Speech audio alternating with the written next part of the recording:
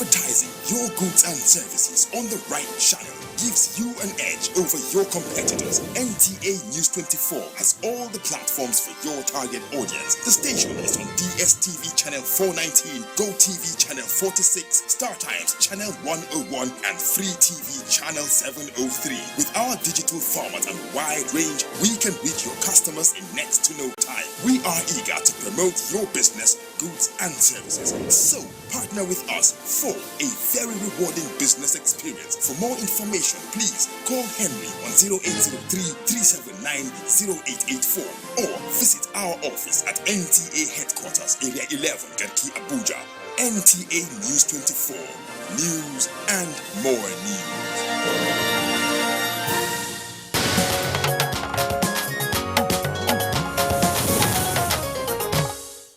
All right, welcome back. And it's still Good Morning Nigeria live on the network service of the Nigerian Television Authority. As we indicated, this third topic for conversation this morning, and we're taking a look by taking stock of the fight against insurgency in the past 4 years. We actually have 4 guests with us in the studios, and so we hope to do justice to the subject matter in the remainder of the time that we have for the rest of the program. First, let's welcome Colonel Onyema Nwachukwu.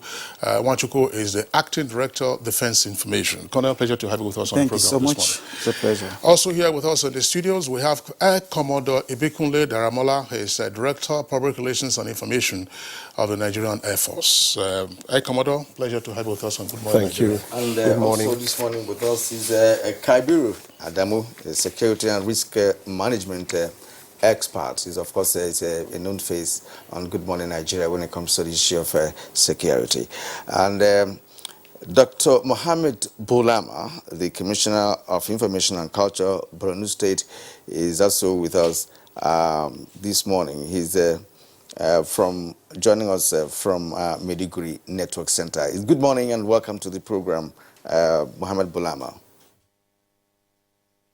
Good morning. Thank you very much. All right, gentlemen, let's begin with Kabir Adamu. As my colleague Kirian said, Kabir is a regular guest on Good Morning Nigeria, and of course has spent quite some time in the Northeast, particularly in and around the Maiduguri area and other action locations. Kabir, looking back, 2015, are we where we used to be with regard to the fight against insurgency? No. Remarkable improvements have been recorded. The most significant one is the absence of territorial dominance and control by any of the insurgent groups that are active in the Northeast. Just before this government came into power, almost about 27 local governments across the Northeast were under their control. By that, I mean they were administering them. Just like a local government or a state government would administer a state, they will be collecting taxes, running them according to their political systems. But currently, nothing like that exists. However, there are about 12 local governments in Borno State presently where there are wards that are inaccessible. By inaccessible, I mean there is a cat and mouse game between the military and the insurgent groups. Currently, the most significant one is Baga, which is on the fringes of Lake Chad Basin, where unfortunately we have the presence of especially the Islamic State in West Africa province. If you go to these wards that I'm talking about, you would see markings on structures that would indicate that there is some presence of at least the Islamic State in West Africa province or the other group called Jamaat al-Alsan al-Dawat wal-Jihad. So significant progress have been made in that regard. Okay, thank you, Kabiru Adamu. As we proceed, as we make progress rather in this conversation, we'll return to you for further analysis. But for now, let's go to Dr. Mohammed Bulama in Burundi. Just as Kingsley earlier asked, we where we used to be with respect to insurgency in the northeast of Nigeria. Of course, Maiduguri has been the epicenter of the insurgency, you know, within the last years. Well, we are talking about the fact that from 2015 till now, perhaps there may be, you know, changes in what's on ground. So let us fill you on the situation? What's your assessment of what has happened in the last 4 years? Thank you very much once again. I will be the first to admit that there are indeed problems. We have had or experienced some resurgence of the insurgency in the recent past. There's no question about that. However, like my brother Malan Kabir said, I think that no sane person can deny that we have had remarkable improvements in the security situation in the Northeast. At least I can speak for my state, Borno. 4 years ago, we didn't even have a functional airport. There were no flights out of Maiduguri because of the crisis of the insurgency. There were local governments that were totally inaccessible, many of them fully under the control of the Boko Haram. We could not ply these roads. The only access road into Maiduguri was the Kano Maiduguri road. And there were litanies of problems indeed. Even Maiduguri, the state capital, was barely safe enough for people to live in.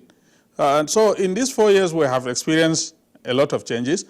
We have seen a situation where the bulk of the IDPs who were resident in Maiduguri, because at the height of the crisis, there were over 2 million people who poured into the state capital, Maiduguri, from the local government areas. Most of whom were living in the host communities, but a substantial number of which were also living in the IDP camps. Many of these camps have been closed down today, and the people have been taken back home to their ancestral local government areas, and we could only do that because of the improvement in the security situation, thanks to the efforts of our the federal government and the armed forces of Nigeria. But like I said at the beginning, that is not to suggest by any means or by any way that there are no challenges. We do have challenges. We do have, like Kabiru said again, in places in northern Borno in particular, where wards and in some cases even most of the local government areas like Abadam local government, for instance, Marte local government, these are local governments that we still having problems with. But I think generally speaking, there's no question that we have had a lot of improvement, and that is why we've been able to develop, the state government had the enabling environment to embark on developmental projects in Maiduguri and rebuilding of communities that were hitherto destroyed by Boko Haram. So if you go to places like Bama today, if you go to Goza, if you go to Dambua, you will see a lot of things on ground to suggest that there has been a significant improvement in the security situation. But certainly it is not yet Uhuru. All right. Mohammed Bulama, thank you very much. We'll return to you in the course of this conversation. And just carry on, by the way, there is a clock behind him there. That clock is from Maiduguri. Our viewers shouldn't mind that the clock is reading 10 a.m. There's something wrong with the batteries. I'm sure we'll work on the batteries subsequently. All right, now let's come to our guests in the studios, Colonel Nwachukwu and, of course, Air Commodore Daramola. First, from the Defense Acting Director of Information.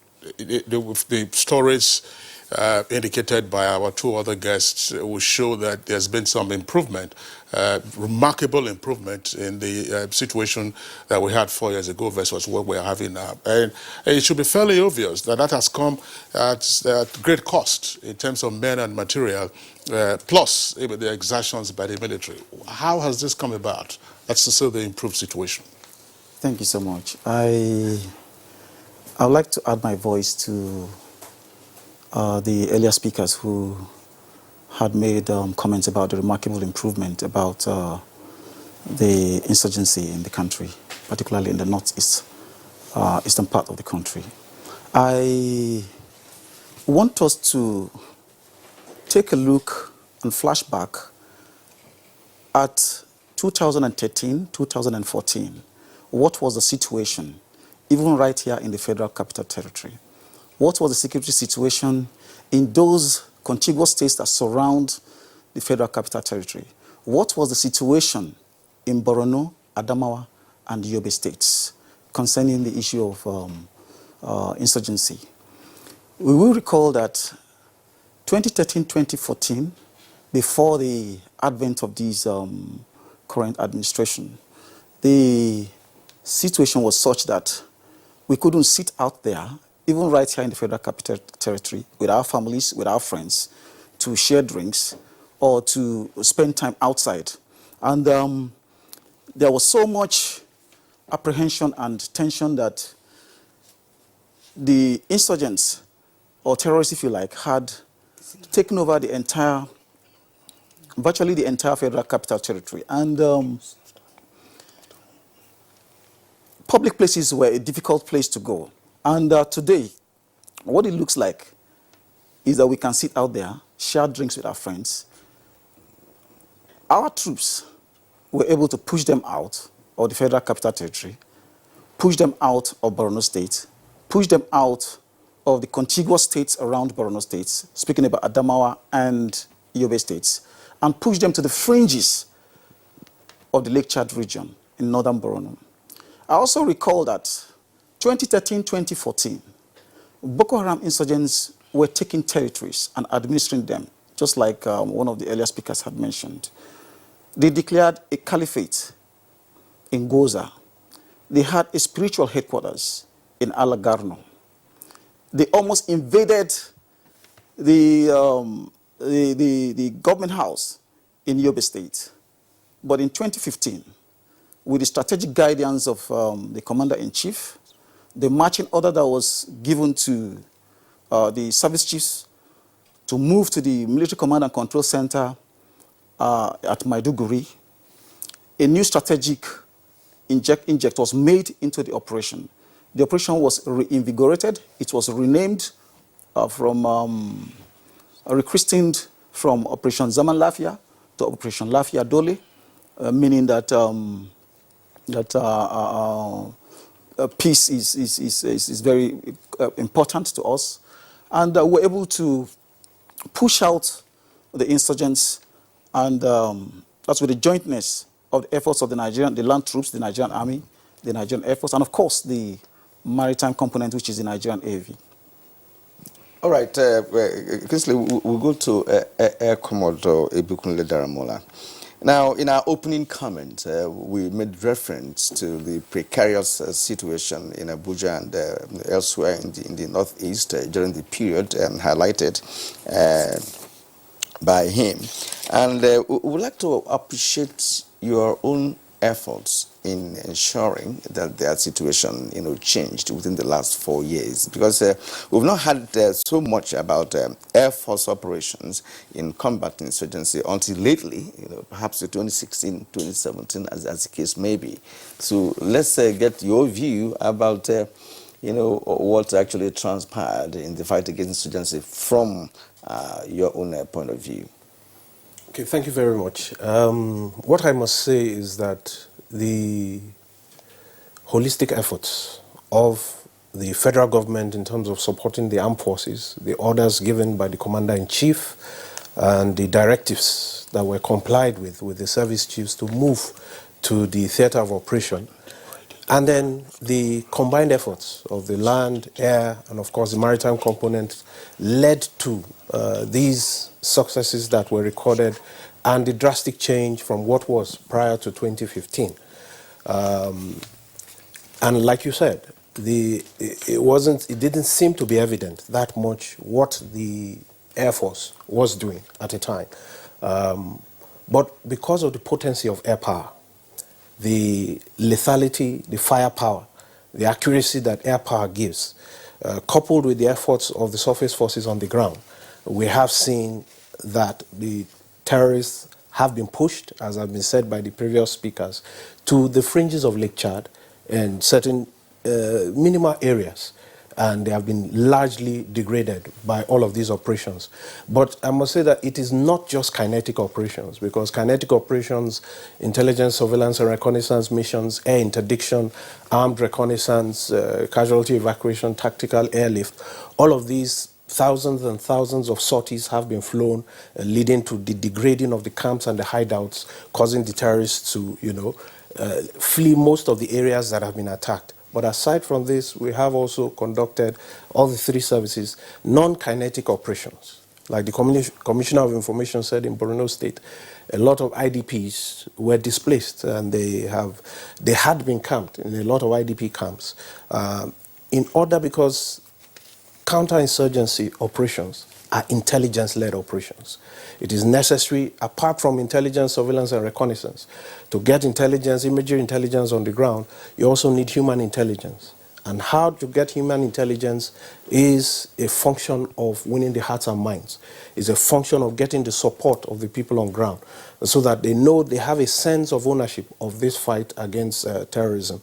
So carrying out these winning hearts and minds programs, medical outreaches, level 2 hospitals were constructed by and established by the Nigerian Air Force in Bama and Dalori. Sometimes we even have to use our helicopters to evacuate IDPs from various locations to our hospitals in order to, so it gives them a sense of understanding that the narrative that has been espoused by these terrorists is totally wrong, that the federal government cares, the armed forces of Nigeria cares.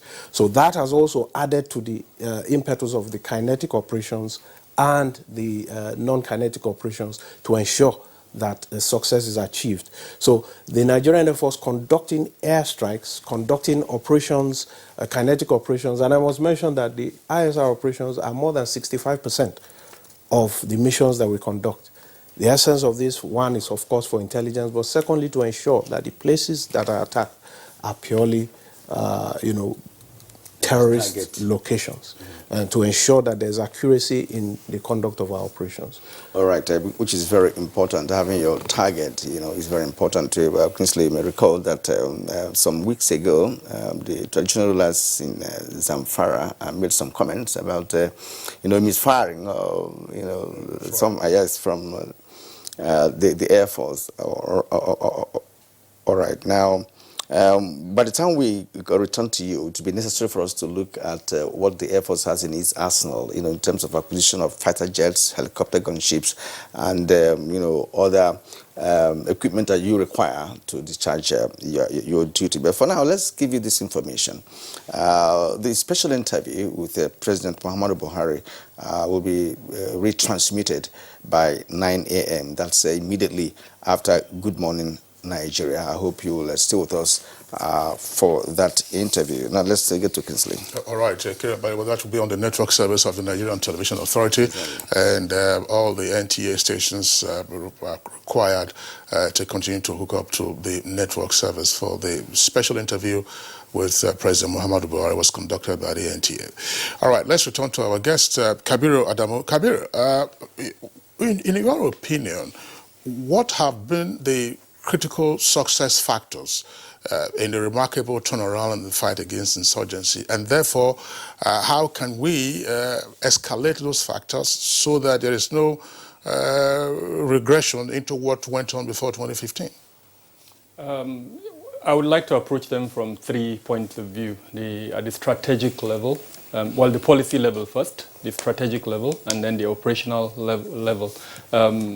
My co-speakers have mentioned a lot of factors at the operational level, especially the coordination between the air forces, the land, and then the naval forces. We've seen remarkable improvement in that regard. That does not mean we're hearing chatter of certain disagreements between some of the components of the Nigerian armed forces. So that needs to be looked into closely as we go forward. At the strategic level, I'm not too comfortable with the overemphasis on the military approach. Yes, especially the air commander. The air commander. He's mentioned extensively on the kinetic component of the counterinsurgency approach. But we need to see support from especially the police.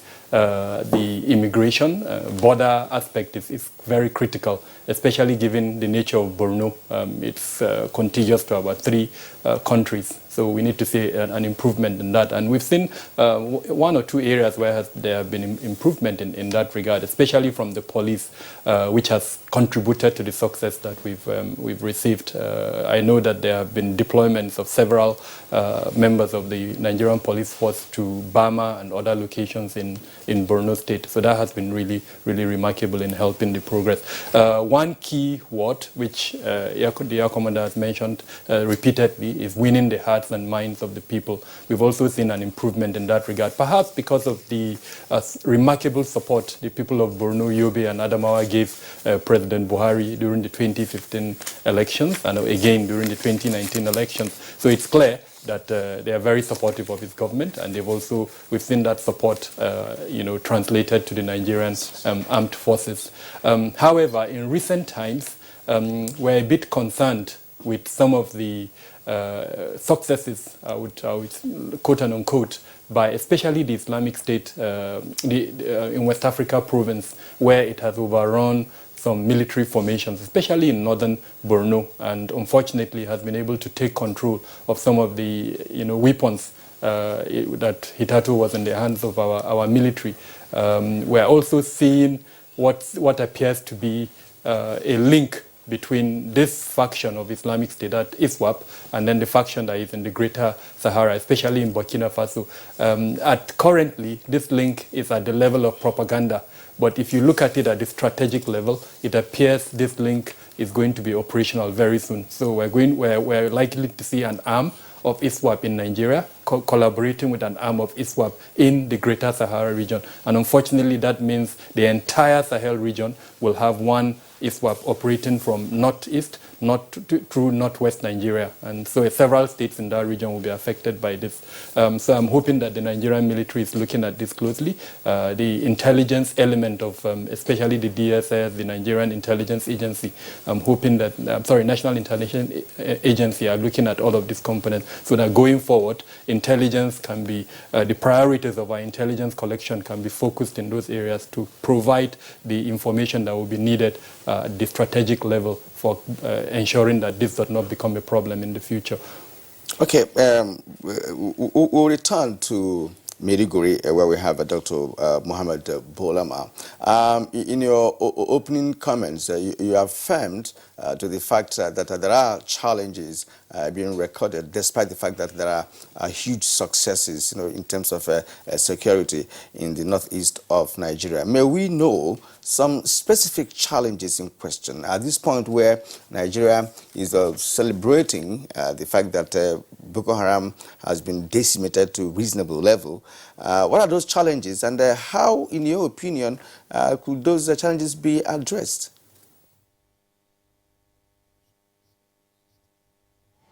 Yeah, thank you very much. These challenges are obviously there for everybody to see, at least people living in Borno State.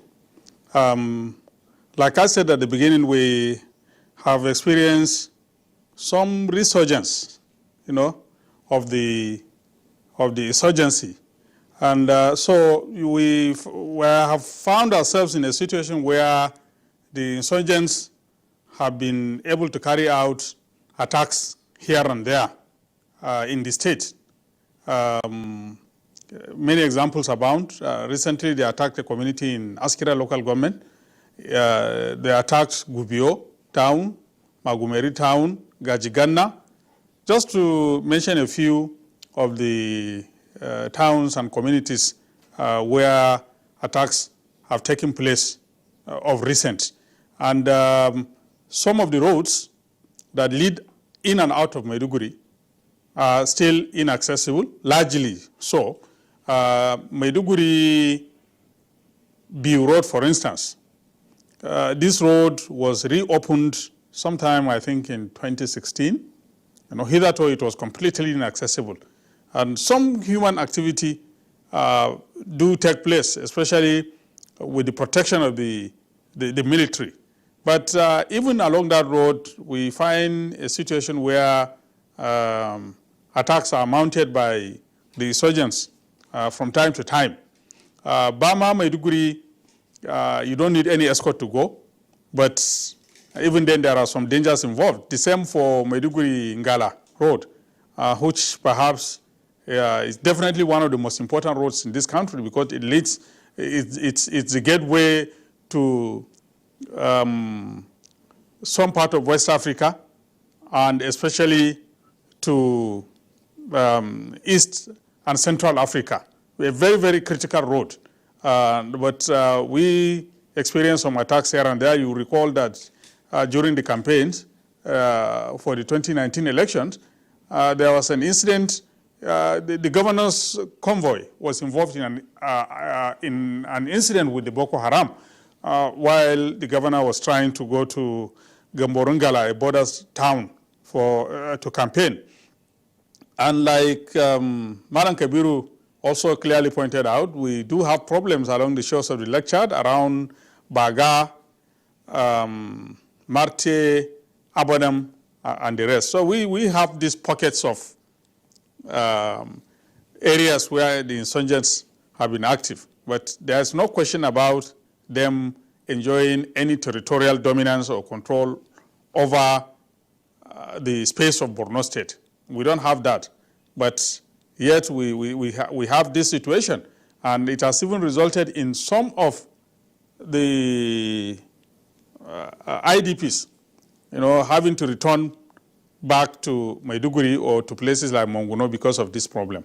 So I think that we need to focus on that and deal with it. The general overall picture is that there has been a very significant improvement in the situation, but especially of late, we're having some problems here and there. All right, Dr. Bulama, thank you very much there for your comments. Let's return to Colonel Nwachukwu with us here in the studios. I asked the question earlier in terms of cost as to what we've been able to achieve in the Northeast. Now, very little often is heard about, service personnel, at least in the public domain.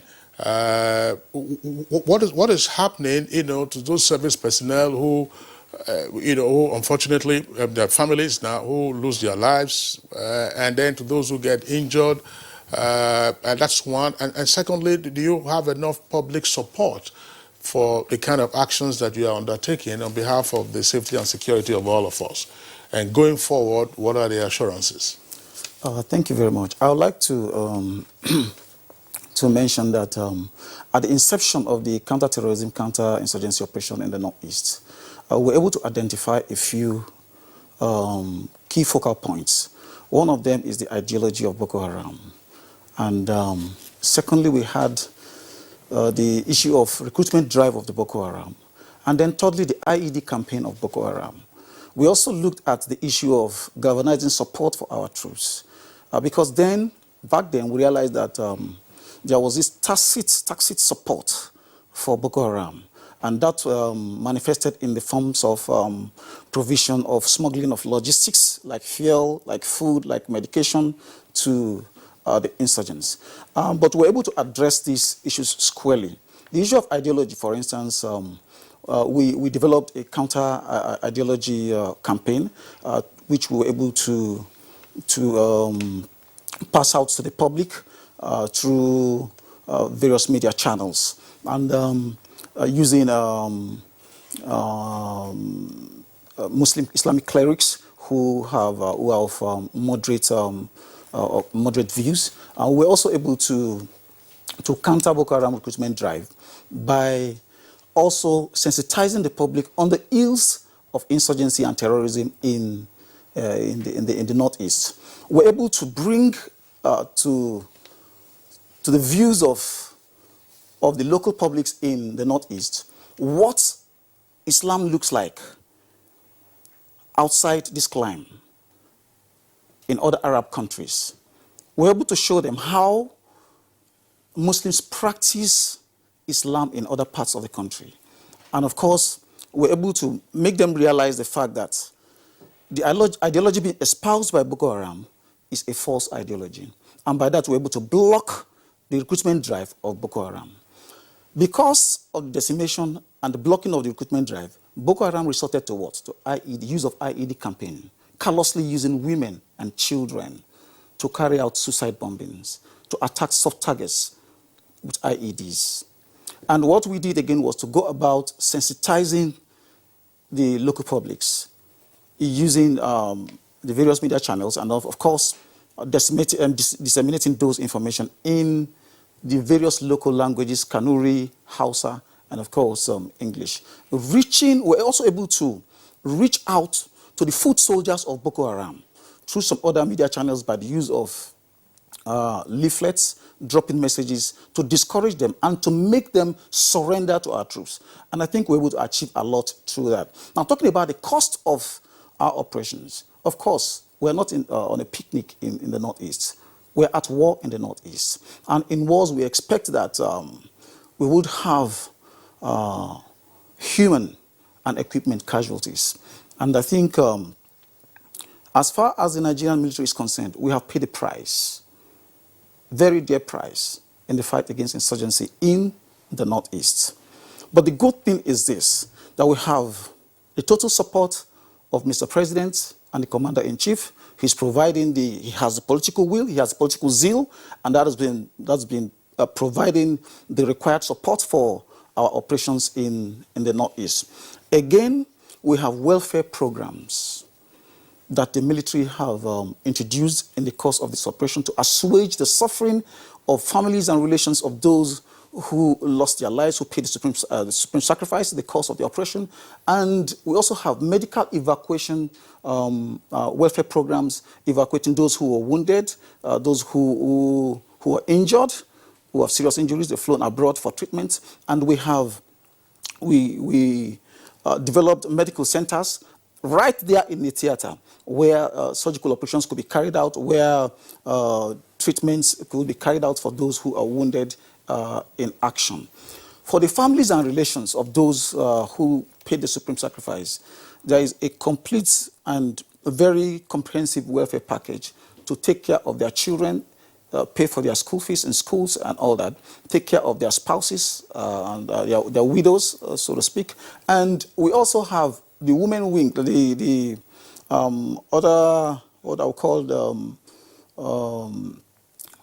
the Defense and Police Officers' Wives Association, Nigerian Army Officers' Wives Association, Nigerian Air Force Wives Association, and of course the Nigerian Navy Wives Associations, who cater for, aside what we are doing as a military, who outside what we do, cater for the families, yes, empower them in ensuring that they have a means of livelihood. Thank you. You know, time is not on our side at this moment, but let's return to Daramola once more. And I'm going to ask you to speak to the issue of the synergy between the army, the police, the Navy, the Air Force. Of course, we've not had any amphibious approach to this fight against insurgency. We've not had any yet from the Navy. So, what is the synergy like? There has been complaint about, you know, the possibility of not having, you know, a united action among the forces, you know, that are fighting the insurgency. So, what is the relationship?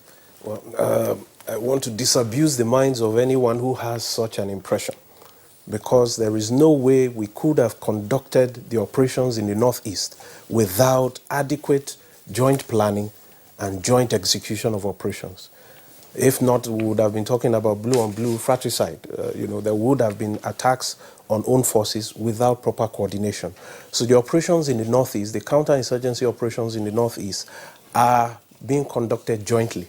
And in this case now, even with the multinational joint task force, you know, with the late Chad Basin countries operating, we're operating with Niger Republic, with Cameroon, with Chad, and Nigeria, conducting Operation Yanchin Tafki. So the air forces and the surface forces of these four countries are operating together to deal with the insurgents within the Lake Chad, the fringes of Lake Chad. So in terms of coordination between the Air Force, the Army, the police, and even certain other elements, there is a considerable level of synergy that has ensured that the success that we have achieved today remains. I also want to mention, because you talked about acquisition of new platforms, what we have enjoyed as a result of the immense support from the federal government, is that the Nigerian Air Force has acquired 18 new platforms since 2015 till now. Apart from the 15 or so that have been reactivated, that has brought an immense boost. That has made it possible that we've been able to conduct up to 20,000 flying hours within this past 4 years. Now, the new platforms, for instance, the 10 Super Mushak aircraft, people don't realize that flying those number of hours requires crew rotation. And therefore, you must generate a large number of pilots to be able to have enough to carry out these sorties. So those 10 Super Mushak have made it possible to increase training by over 700%. And so we have a large number of young pilots coming out from there. And then the 4 Mi-35M attack helicopters have added impetus to close air support operations. We have 2 what about Busa 109. necessary training for the pilot to be able to man the aircraft? That is the training we're talking about. The 10 Super Mushak are to produce those pilots. 92 pilots have been winged within the last 4 years alone. That is unprecedented. And then there is recurrency training going on constantly. So the level of pilot capacity that we have now in the Nigerian Air Force, we've not had this since the early 80s. All right. Thank you very much, Air Commodore Ibikunle Daramola, Director of Public Relations and Information of the Nigerian Air Force. We wish you and your men and officers the very best in the ongoing counterinsurgency efforts in the Northeast. Our appreciation also to Colonel Onyema Nwachukwu, Acting Director of Defense Information. Thank you for being with us on Good Morning Nigeria. Thank you so much. And of course, thank you also for the sacrifices and best of luck in your continuing operations. Kabir Adamu, a regular face on Good Morning Nigeria, a security and risk management expert. Thank you for being with us on the program. We'll see you sometime. From our Maiduguri studios, we were joined by the Commissioner for Information. I would imagine outgoing Commissioner for Information. Today is your last day in office, by the way, unless, of course, you are reappointed. But thank you very much for being with us on Good Morning Nigeria. Dr. Mohammed Bulama, Commissioner for Information in Borno State. All right. Well, maybe Kingsley wants his job. You want his job? No, but Abuja to Maiduguri is very far. Okay, and that's Good Morning Nigeria for today. We thank you for watching. Please join us again tomorrow when we return with a fresh edition of the Good Morning Show. My name is Kyrian Umayo. And I'm Kingsley.